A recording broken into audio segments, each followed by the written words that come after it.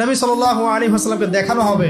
যখন দেখানো হবে তখন সূর্য যখন ডুবে যায়, যে দৃশ্যটা আমরা দেখতে পারি না, ওই দৃশ্যটা ভেসে উঠবে এবং মুমিন বান্দা অস্থির হয়ে যাবে, বলবে আমাকে ছেড়ে দাও, আমি নামাজ পড়বো। সুবহানাল্লাহ। কারণ তার কাছে মনে হবে যে আসরের ওয়াক্ত হয়ে গেছে, আসরের ওয়াক্ত হয়ে গেছে, আসরের ওয়াক্ত চলে যাচ্ছে, আমাকে নামাজ পড়তে হবে। চিন্তা করেছেন? ওই যে একটা হাদিস আছে না, যে 7 শ্রেণীর মানুষকে আল্লাহ রাব্বুল আলামিন আরশের ছায়া ছায়া দিবেন, তার মধ্যে এক শ্রেণীর মানুষকে যার অন্তর মসজিদের সাথে ঝুলে থাকে, তার মন মসজিদের সাথে ঝুলে ছিল। এই সূর্য ডুবে গেল বলে আমাকে ছেড়ে দাও, আমি নামাজ পড়তে যাব।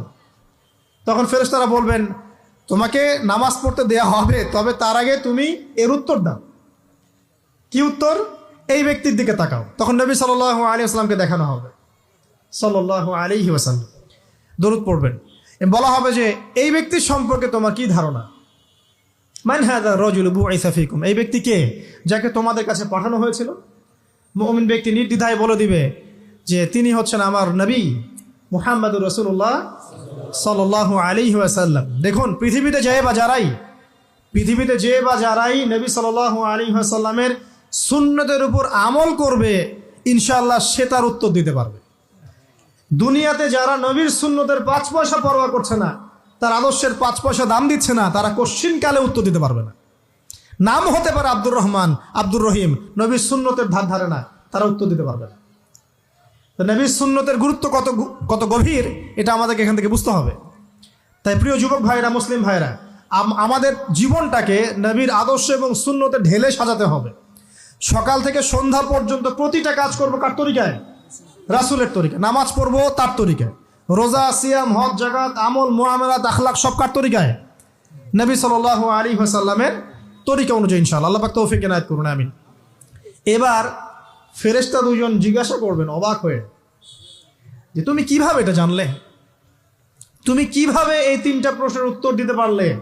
কারণ বেশিরভাগ মানুষ তো উত্তর দিতে পারবে না, বেশিরভাগ মানুষই এই উত্তর দিতে পারবে না। কারণ কিয়ামতের মাঠে 1999 জন মানুষ জাহান্নামে যাবে, নাউজুবিল্লাহ। তো এটা কঠিন পরীক্ষা। আল্লাহ রাসূল সাল্লাল্লাহু আলাইহি ওয়াসাল্লাম বলেছেন যে নিশ্চয়ই তোমাদেরকে এখানে পরীক্ষায় ফেলা হবে, আর তোমরা যদি এই পরীক্ষা জেনে তোমাদের মৃতদেরকে দাফন করা থেকে বিরত না থাকতে, তাহলে আমি তোমাদেরকে শুনিয়ে দিতাম কবরে কেমন পরীক্ষা হয়। মানে যদি আমরা শুনতে পারতাম যে কবরে কেমন পরীক্ষা হয়, আমরা ভয়ে আমাদের মৃতদেরকে দাফন পর্যন্ত করতাম না।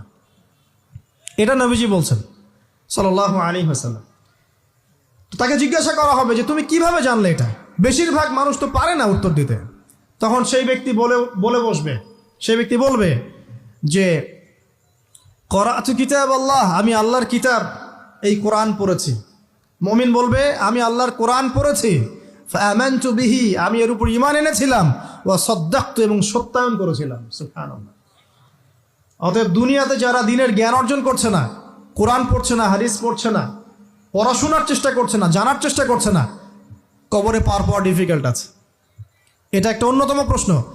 আমরা কিন্তু মনে করি 3টা প্রশ্ন হচ্ছে, আসলে প্রশ্ন হচ্ছে কয়টা? 4টা। 3টার পরে আরো একটা এক্সট্রা। কিভাবে জানলে? তখন উত্তর দিচ্ছে আমি আল্লাহর কিতাব পড়েছি, ঈমান এনেছি, সত্যায়ন করেছি। সুবহানাল্লাহ।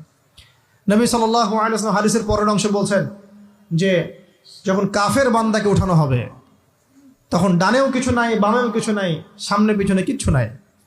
মাথার দিক থেকে ফেরেশতারা চলে আসবেন, উঠিয়ে বসানো হবে, প্রশ্ন করা হবে কে তোমার রব? একটাই উত্তর, লা আদরি, আমি জানি না। নাউজুবিল্লাহ।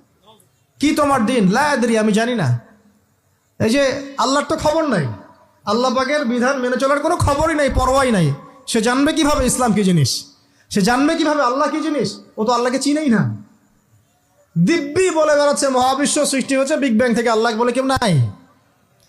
মানুষ সৃষ্টি হয়েছে বান্দর থেকে, নাউজুবিল্লাহ। ওই যে ডারউইনের মতবাদ, কি থিওরি অফ এভলিউশন নাকি? হ্যাঁ, তাই তো মনে হয়, অনেকদিন আগে পড়ছি ভাই, ভুলে গেছি। তো যাই হোক, মানুষ তো আল্লাহকে চিনছে না। এখনো মানুষ মনে করছে যে আল্লাহ বলতে কেউ নাই, এবং এই মুক্ত চিন্তার নামে, বাক স্বাধীনতার নামে নাস্তিকতার যে চর্চাটা বেড়েছে বাংলায়, এটা আশঙ্কাজনক।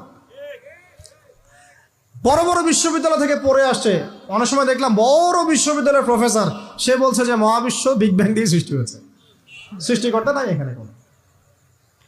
তো মুসলিম বিজ্ঞানীর একটা কথা বলতেন যে মানুষ বিজ্ঞান সম্পর্কে অল্প জানলে নাস্তিক হয়ে যায়, আর অনেক গভীর জ্ঞান অর্জন করলে আল্লাহর কাছে আত্মসমর্পণ করে। খেয়াল করে দেখবেন, ডক্টর ইঞ্জিনিয়ার যারা বড় বড় লেভেলে চলে গেছেন, অনেক সিনিয়র, তারা কিন্তু বেশিরভাগ নামাজি দেখবেন, নামাজ পড়ে, দান সৎকার করে, সমাজ কল্যাণমূলক কাজ করে। তারা কিন্তু রোগীর সেবা করতে গেলেও বলে যে নামাজ পড়িয়েন, রোজা রাখিয়েন, তারা কিন্তু বলে। অনেক ডক্টর আমি দেখেছি এমন, যারা যত বেশি গবেষণা করে তারা তত বেশি আস্তিক হয়ে যায়, আর টুটাফাটা গবেষণা করলে নাস্তিক হয়ে যাবেন। কত প্রশ্ন, ইসলামের এটা কেন, ওইটা কেন, ইসলামে বহুবিবাহ কেন, হ্যাঁ ইসলামে কি পর্দার বিধান কেন, তারপর ইসলামে এত রেস্ট্রিকশনস, এত বাইন্ডিংস কেন, হ্যাঁ স্বাধীনতা নাই কেন, কত প্রশ্ন। ইসলামের এগেনস্টে কত তীর এখন ছোড়া হচ্ছে। তো এই ব্যক্তি কেমন করে উত্তর দিবে যে মাহাদিনুক, তোমার দিন কি? আল্লাহর দিকে কত প্রশ্ন ছোড়া হচ্ছে, কত শিরকের পাপ আমরা করছি, অনেক সময় মুসলিম হয়েও শিরকের পাপ করছি। কিভাবে উত্তর দিবে? মান রব্বুক। 3 নাম্বার প্রশ্ন যখন করা হবে, এই ব্যক্তিকে দেখো দেখি, সে বলবে যে আমি জানি না এই ব্যক্তিকে, তবে শুনেছিলাম, মানুষের মুখে শুনেছিলাম, মানুষ যা বলতো আমি তাই বলতাম। মানে সে রাসূল সাল্লাল্লাহু আলাইহি ওয়াসাল্লামের নাম শুনেছিল হয়তো বা, কিন্তু তার সুন্নত বা আদর্শ কখনো মেনে চলে নাই, পারলো না। এবার জান্নাতি ব্যক্তি হলে কি হতো? ওই যে সূর্য ডুবছিল যেখানে, তার দৃষ্টির সীমা পর্যন্ত কবরকে প্রশস্ত করে দেয়া হতো, এবং জান্নাতের একটা দরজা তার কবরে খুলে দেয়া হতো। এটা কিভাবে করা হবে সেটা আল্লাহ পাক জানেন, এটার ব্যাখ্যা করার জ্ঞান আল্লাহ আমাদেরকে দেন নাই। যেই মানুষের ক্ষুদ্র জ্ঞানে মানুষ ব্যাকটেরিয়া ভাইরাস নিয়ে গবেষণা করতে হিমশিম খেয়ে যায়, সে মহাবিশ্বের স্রষ্টা নিয়ে কিভাবে গবেষণা করবে? আল্লাহ পাকের অসীম জ্ঞানের সামনে আমার জ্ঞান কি? খুবই ক্ষুদ্র। একটা হাদিসে এসেছে বুখারী শরীফের মধ্যে, যে একটা মহাসমুদ্রের মধ্যে যদি একটা পাখি 1 ফোঁটা পানি উঠিয়ে নিয়ে যায়, ওই 1 ফোঁটা পানি হচ্ছে মহাবিশ্বের জ্ঞান, আর বাকি পুরো মহাসাগর হচ্ছে আল্লাহ পাকের জ্ঞান।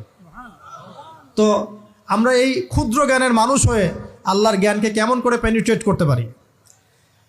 তো আল্লাহ পাক জান্নাতের দরজাগুলো খুলে দিবেন, একটা দরজা খুলে দিবেন, সেখান থেকে বাতাস আসবে, সে জান্নাতের নাজ নিয়ামত উপভোগ করতে থাকবে, এবং তার রূহটাকে সবুজ রঙের পাখির আকৃতিতে জান্নাতে রেখে দেওয়া হবে।